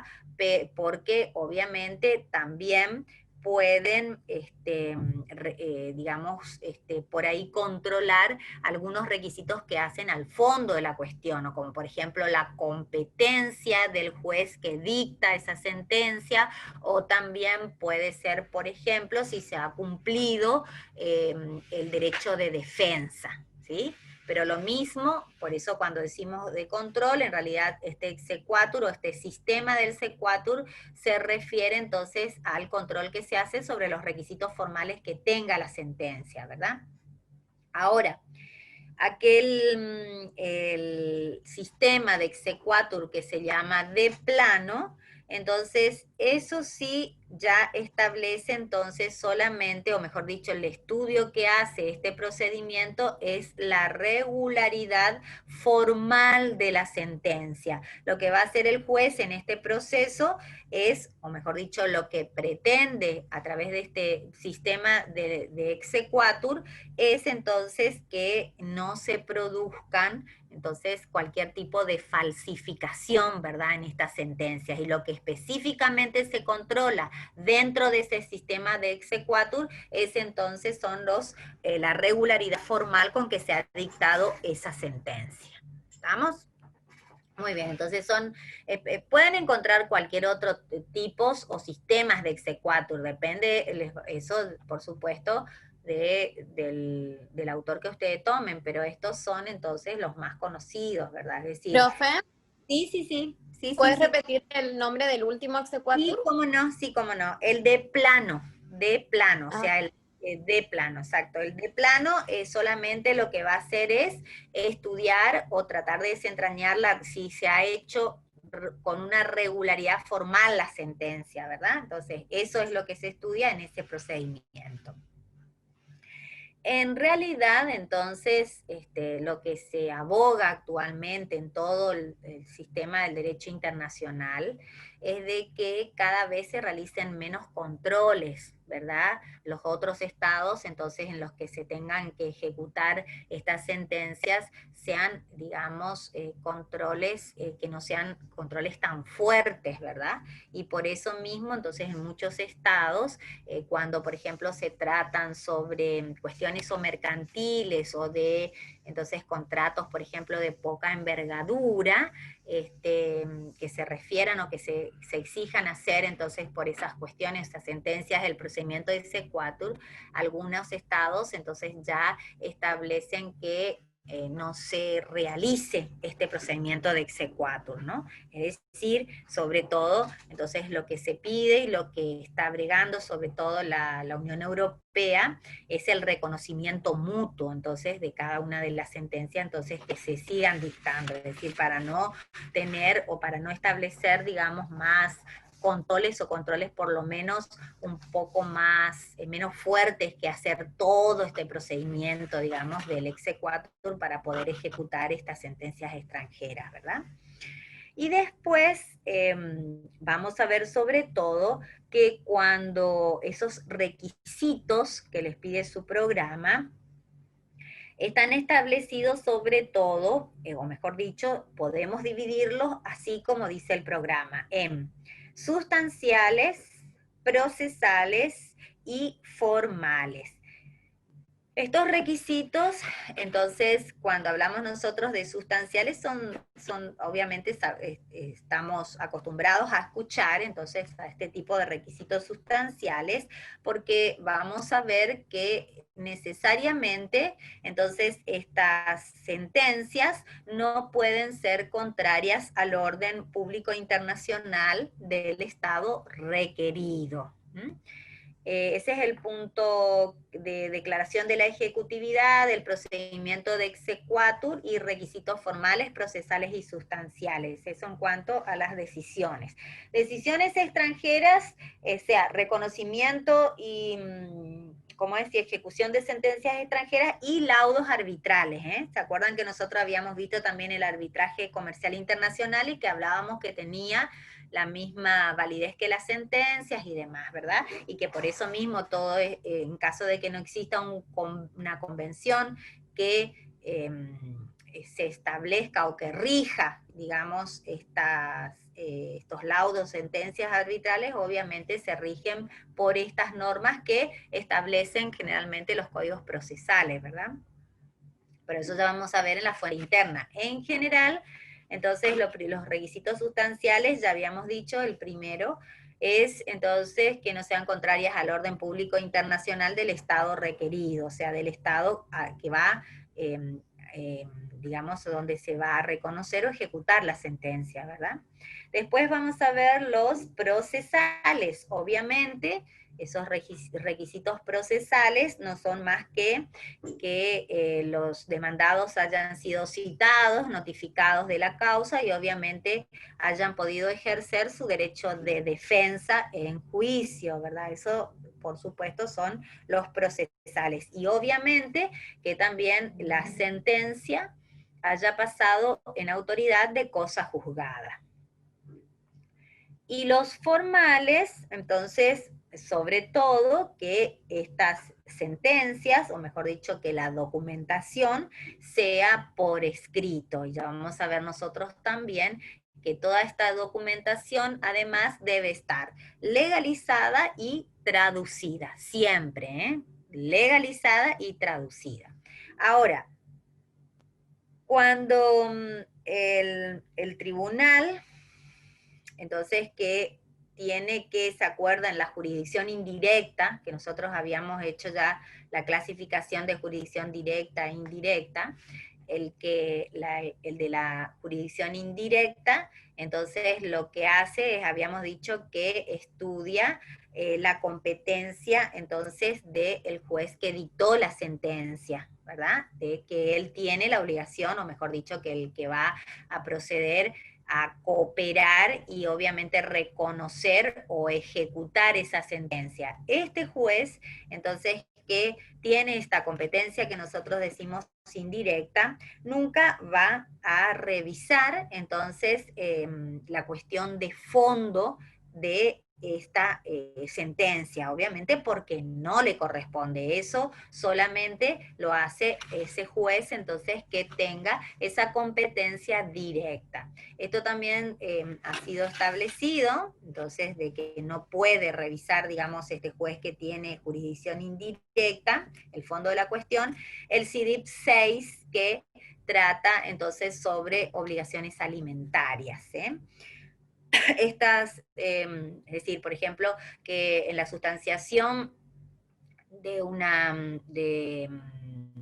reconocimiento de una sentencia, entonces, o de la tramitación de alimentos, que obviamente se iba a citar a las partes, que se iba a hacer la audiencia y que obviamente se cita al Ministerio Público, pero que el juez entonces va a resolver sobre esas cuestiones y nunca va a estudiar o va a expedirse sobre el fondo de la cuestión, lógicamente, porque solamente este Estado, como nosotros decimos, o mejor dicho, este tribunal que es el requerido, o el tribunal de destino, digamos, no tiene jurisdicción directa, o sea, no tiene jurisdicción como para expedirse sobre el fondo de la cuestión, ¿verdad? ¿Sí? Muy bien. Y después vamos a ver qué pasa entonces dentro de nuestro ordenamiento interno. Estoy siguiendo rápido, entonces terminamos la clase y no hacemos el recreíto, porque como ya empezamos tarde, entonces ya terminamos, ¿sí? ¿Estamos? No es que le estoy queriendo martirizar nomás, empezamos un ratito más tarde, también hoy terminamos los temas y entonces terminamos un poquito más temprano. Muy bien. Con respecto a nuestra fuente interna, como yo les contaba también hoy, que establecen entonces todo lo que se refieran a las sentencias extranjeras, entonces, para ser ejecutadas, o mejor dicho, tendrán fuerzas ejecutorias, estas sentencias extranjeras tendrán fuerzas ejecutorias, dice el Código Procesal Civil y Comercial, en los mismos términos, entonces, que cualquier otra sentencia, y obviamente también, entonces, de acuerdo a los tratados que se regulen en el dictado de estas sentencias, y por supuesto que hayan sido celebrados en esos países signatarios del que provengan estas sentencias. Todas esas sentencias extranjeras, lo que va a hacer, en otras palabras, tendrán fuerza ejecutoria en nuestro país. Pero además de esto, se necesita Entonces, otros requisitos, ¿verdad? Y ahí vamos a ver que la regulación interna, nuestra fuente interna, cita estos artículos, o sea, del Código Procesal Civil y Comercial de la Nación, empezando por el artículo 517. Y en ese caso establece esos requisitos, entonces, ya sabemos, el primer requisito, que siempre preguntamos además, es que la sentencia, que obviamente nosotros estamos pretendiendo que sea reconocida o que sea ejecutada, debe emanar de un juez competente, obviamente, y debe además estar o tener cosa juzgada, es decir, que no tenga expedita otra posibilidad de accionar entonces o de recurrirse ante entonces otro juez, es decir, que esté ejecutoriada, es decir, que pase en autoridad de cosa juzgada. También, como habíamos dicho, que sea citada, es decir, que las partes hayan sido citadas y que obviamente se haya cumplido con el derecho de defensa en juicio.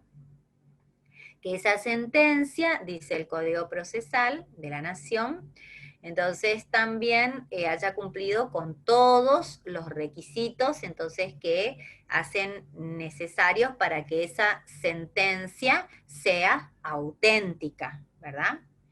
El otro requisito, obviamente, como ya habíamos dicho hoy, entre los otros requisitos que hablábamos en general de las sentencias, es que no afecte al orden público internacional argentino, en este caso, porque obviamente son normas de nuestro derecho interno.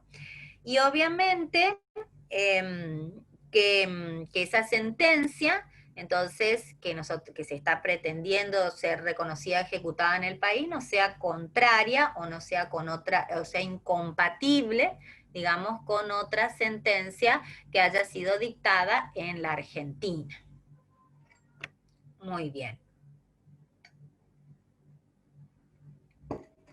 El otro artículo establece entonces que para que se ejecute una sentencia extranjera, se debe solicitar obviamente al juez en primera instancia, ¿verdad? Juez de primera instancia. Y en ese caso, ante el juez de primera instancia, lo primero que se va a presentar, como dijimos hoy, es la documentación o esa sentencia, digamos, que va a estar, se va a presentar el testimonio legalizado, ¿verdad?, de esa sentencia, y obviamente también el testimonio, digamos, traducido, ¿no?, para que obviamente se pueda entender acá en la Argentina. Esa sentencia extranjera, ante la presentación ante el juez de primera instancia, se puede hacer o personalmente, entonces, por digamos, la persona que interesa que sea reconocida, ejecutada, o si no, también se puede hacer a través de la vía diplomática, ¿sí? Una vez que el juez de primera instancia, entonces, autoriza la ejecución, entonces, de esa sentencia extranjera, lo que va a suceder es entonces que esa sentencia extranjera, entonces, se va a equiparar o va a ser lo mismo que si hubiese sido dictada por un tribunal argentino, ¿verdad? Es decir, se equipara a una sentencia nacional, ¿sí? Eso dice el 518 para que se pueda ejecutar, o cómo se hace para que se pueda ejecutar una sentencia extranjera, ¿eh? Siempre se pide entonces al juez de primera instancia. Por supuesto que la decisión que tome en autorizar o no a la ejecución de esa sentencia también va a poder ser recurrida, por supuesto, ¿no? Muy bien, ahora, eso sería las fuentes internas, y dentro de las fuentes que se refieren sobre todo a digamos, a las fuentes convencionales en sí, en los tratados, específicamente vamos a ver nosotros, o vamos a referirnos al Tratado de Montevideo de 1889 y de 1940. Y acá también, entonces, vamos a ver que son el tratado exige, entonces, también requisitos muy similares a los que nosotros nos estamos refiriendo, ¿verdad? Así también que la sentencia sea expedida por el juez competente, también que haya pasado en cosa juzgada, que se haya ejercido el derecho de defensa y obviamente que no se oponga al orden público internacional del país, por supuesto, en el que se solicita o al que se le solicita la ejecución, ¿verdad? Y además que se presenten como requisitos o como documentos, mejor dicho, respaldatorios, copia de la sentencia de la sentencia que se quiere ejecutar, por supuesto, ¿no? Copia íntegra de la sentencia y también entonces copia de la sentencia que, o mejor dicho, el documento, copia del documento donde consta en que la sentencia ha pasado en autoridad de cosa juzgada, ¿verdad? Y además, también en cuanto a las fuentes interamericanas, ahí tenemos, por ejemplo, el CIDIP 1, que habla sobre arbitraje comercial internacional, ¿verdad? Y que también se refiere específicamente a la ejecución y el reconocimiento de estas sentencias. Y después el CIDIP 3, que también entonces se refiere a el CIDIP 2, mejor dicho, es el de Montevideo de 1979, ¿eh? Y eso se refieren a la eficacia extraterritorial de las sentencias y laudos arbitrales. Estos CIDIP, entonces, son los que traen estas cuestiones que nosotros nos estamos refiriendo como requisitos que deben tener, entonces, estas sentencias para que sean reconocidas y ejecutoriadas, ¿verdad? En los países signatarios, por supuesto. Y después, en el CIDIP 2, o sea, este que estamos diciendo de la eficacia extraditorial de las sentencias y laudos arbitrales, establece entonces cuándo se puede denegar el reconocimiento y ejecución de estas sentencias extranjeras. Y, por ejemplo, establece en ese CIDIP 4, que estamos diciendo que es el de Montevideo, por ejemplo, que no se va a ejecutar con, esa sentencia, por ejemplo, si la misma entonces ha sido anulada o si no, digamos, ha sido suspendida. Entonces, obviamente, no va a poder ser ejecutada ni tampoco va a poder ser reconocida en ese estado, ¿verdad? También cuando sea lógicamente contrario al orden público internacional, ¿verdad? Y también en caso de que se trate, por ejemplo, de laudos arbitrales, cuando no sea susceptible, entonces esa cuestión, o sea, no sea susceptible de que esa cuestión sea sometida entonces a un laudo arbitral, ¿verdad? Entonces tampoco va a ser reconocida ni ejecutada en ese estado. También cita el CIDIP 4, si las partes, por ejemplo, tenían alguna incapacidad, o, por ejemplo, cuando no se hubiese cumplido, o sea, las partes en ese procedimiento de árbitros que se hubiese elegido, por ejemplo, no hayan sido notificados o no hayan sido citados y obviamente no se haya llevado a cabo ese derecho de defensa. Esos serían, entonces, en cuanto a la fuente interamericana, tanto el CIDIP 4, siempre le digo CIDIP 4, pero no es el artículo 4 del CIDIP 2 y el CIDIP 1. El CIDIP 1 de Panamá de 1975 y el CIDIP 2, sí es de Montevideo, de 1979. Y en el Mercosur, eso sí tenemos que también anotar, referido a este tema, entonces, o regulatorio de este tema, es el protocolo de cooperación y asistencia jurisdiccional de las leñas, de 1992. Eso vamos a verlo otra vez en la otra clase, porque obviamente ahí ya nos vamos a referir específicamente a lo que hace a la cooperación jurisdiccional internacional, pero acá también entonces dentro de esos artículos se refieren al reconocimiento y a la ejecución de sentencias, este protocolo de cooperación y asistencia jurisdiccional de las leñas, ¿sí? Muy bien, y después con respecto, sobre todo nosotros, a estos documentos que le pide su programita acá, se refieren entonces a estos documentos otorgados en el extranjero que necesitan, ¿verdad? Como para que también puedan ser válidos en otro estado. Y ahí, por ejemplo, nosotros siempre estudiamos todas las cuestiones que se refieren a la denominada apostilla, ¿verdad? Que fue introducida a través de la Convención de La Haya de 1961, ¿verdad? Y esa apostilla en realidad es una simplificación a todo el trámite de legalización, ¿verdad? Para cualquier documento, entonces, que por supuesto tenga que ser validado en otro estado. Antes había una doble legalización, ¿verdad? Es decir, primeramente la legalización que se hacía ante el cónsul y luego ante el Ministerio de Relaciones Exteriores, ¿verdad?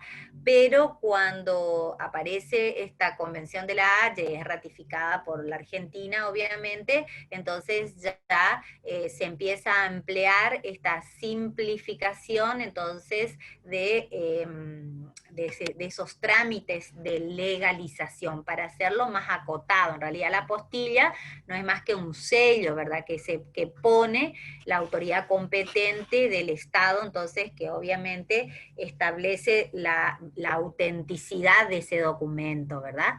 Y en principio, entonces, esta apostilla, hasta el año 1977, la autoridad competente para realizar ese control, digamos, era el Ministerio de Relaciones Exteriores en la Argentina. Pero luego, entonces, se firma un convenio con el Colegio de Escribanos, entre el Ministerio de Relaciones Exteriores y el Colegio de Escribanos de la Argentina, y son ellos entonces los que ahora están encargados de apostillar, ¿eh? Es decir, no es que ya no se necesita la legalización, sino que en realidad lo que se hace es la simplificación a través de esa apostilla de todos los trámites de legalización, ¿verdad? Y después también tienen importancia, sobre todo con respecto a estos documentos extranjeros, la cuestión de los poderes, ¿verdad? Y así, por ejemplo, la Convención Americana del Régimen Legal de Poderes establece entonces que todo lo que se refiere a las solemnidades y a las formas que debe reunir entonces un poder, va a estar regida por la ley del Estado en donde se celebra, o mejor dicho, en donde se otorgan esos poderes, o también, o la ley del lugar en donde hayan de hacerse efectivo, donde se hayan de ejercer, dice esta convención, a elección, por supuesto, de la persona que peticiona ese poder, pero en principio, entonces, por lo general, ustedes van a ver que la ley que va a regir, obviamente, es la locus regit actum, en cuanto a, sobre todo, a la forma de las solemnidades, ¿verdad? Es decir, en principio, entonces, todas esas formas y solemnidades de donde realmente en el Estado, donde obviamente se hayan sido otorgado ese poder, ¿verdad? Donde se hayan otorgado. O de última, entonces, en el lugar donde deba ser ejecutado ese poder. También, en el cuanto a a lo que se refiere a otros tipos de documentos y, por supuesto, como es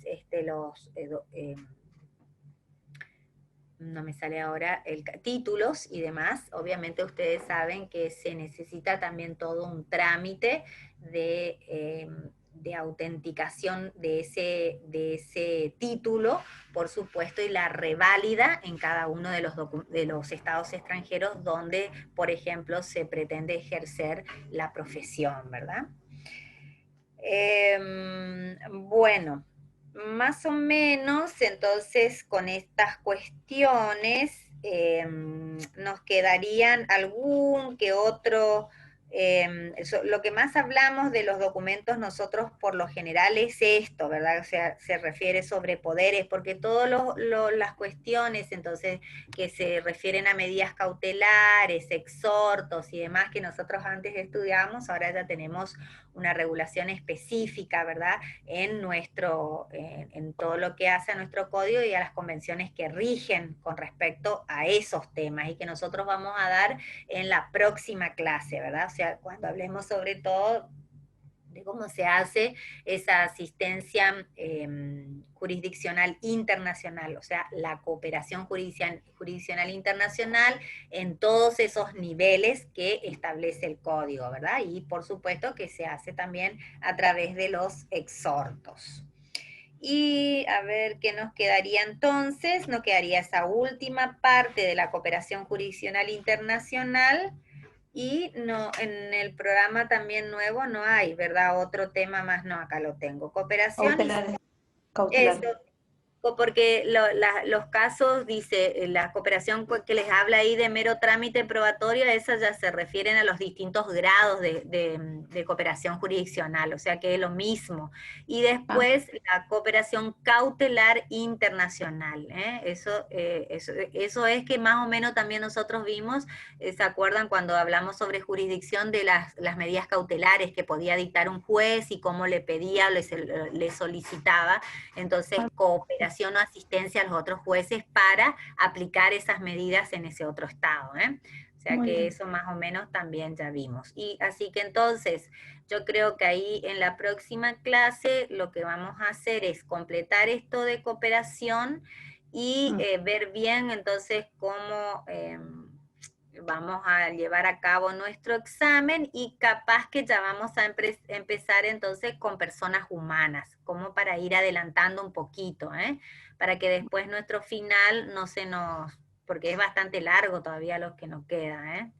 Si bien es todo código y demás, es bastante larguito lo que queda, para que no lleguemos tan apretado entonces para el final, ¿verdad? Y acuérdense que son obviamente 12 bolillas. Las de familia son las más largas, ¿verdad?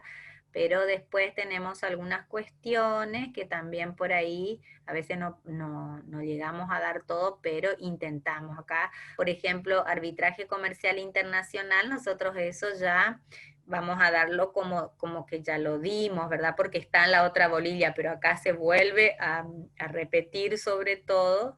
Entonces, en la última bolilla, pero ahí tenemos, por ejemplo, en la bolilla 12, títulos, valores, sociedades multinacionales, que eso por lo general no llegamos, insolvencia y transfronteriza y demás, ¿verdad?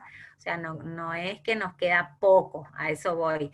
Así que mejor si vamos adelantando, mucho mejor, ¿verdad? Bueno, Muy bien. Entonces, nos quedaría una sola clase más para completar con los temas. Esto está medio complicadito, tienen que ir como medio salteando. La doctora Dreising, digamos, tiene algunos temas, pero están medio cortonchos, ¿verdad? Lo de tipos de autonomía, eso sí pueden ir, todo esto que explicamos del artículo 2651, eso sí yo tomo de la doctora Dreising, pero la clasificación de los otros puntos de conexión ustedes van a ver sobre todo que Golmis lo clasifica así, ¿eh? Pero está súper en ese caso, súper entendible en Golmis la clasificación de la autonomía de la voluntad. Y después, por eso digo, los puntos de conexión, si tienen posibilidades de leerla de Golmi, mejor, o si no de cualquier autor, porque también vieron que toda la parte de nacionalidad, domicilio y demás encuentran en cualquier autor. lo que sí, a ver, los de temas de procesal, por ejemplo, Scotty tienen muy escueto y también un poco repartido, así que eso vayan buscando así por temas en los libros que más o menos ustedes tengan a mano. Puede ser Dreising y puede ser Golmi también. Y esto último que estuvimos viendo, bueno, procesar toda la parte de acceso a justicia y demás, eso sí van a ver ustedes que está súper bien en Scotty. Y las decisiones extranjeras, Scotty también, sí, exactamente, Scotty también. O sea que con eso ya y además ella hay muchos casos que también ella por ahí, si bien es largo, van a ver que ella le transcribe muchos artículos de cada una de las convenciones. Eso ustedes vayan tomando nomás qué cosas se refieren o lo que a ustedes más o menos le parece que es importante. Obviamente no se van a tomar todo, cada uno, por eso es demasiado largo, porque ella va transcribiendo el articulado de cada de lo que se refiere al acceso a la justicia, lo que se refiere al beneficio de pobreza, ¿entienden? O sea, eso más o menos ustedes lo miran así como lo dimos en clase, ¿está? Pero tienen que ir ahí entre Scotty y Dreising, ya le digo, en toda la parte de contratos, que eso también vamos a volver a ver. Ah, quería decirle algo, que todas estas reglas, que la otra vez, en el primer cuatrimestre no incentivé eso, y después nos estábamos por preguntar en el parcial y lo preguntamos, es que todas estas reglas y obviamente esto que estuvimos diciendo, los distintos tipos de autonomía y demás, no se aplican a los contratos de consumo, ¿eh? Ojo con eso, ¿eh? Porque ahí no se aplica o nunca se puede ejercer, digamos, esta autonomía de la voluntad, ¿eh? Así que eso también tengan en cuenta, y eso dice en la última parte del articulito que yo ahora recién me acuerdo que me tragué, por suerte me acuerdo. Y bueno, por eso les digo, es en general de los que más o menos encuentren, porque esto también de documentos y eso, apostilla, habla un poco Dreising y un poco Scotty más o menos habla de esa parte de documentos. Ella entra directamente a sentencia y ejecución de sentencias extranjeras, ¿sí?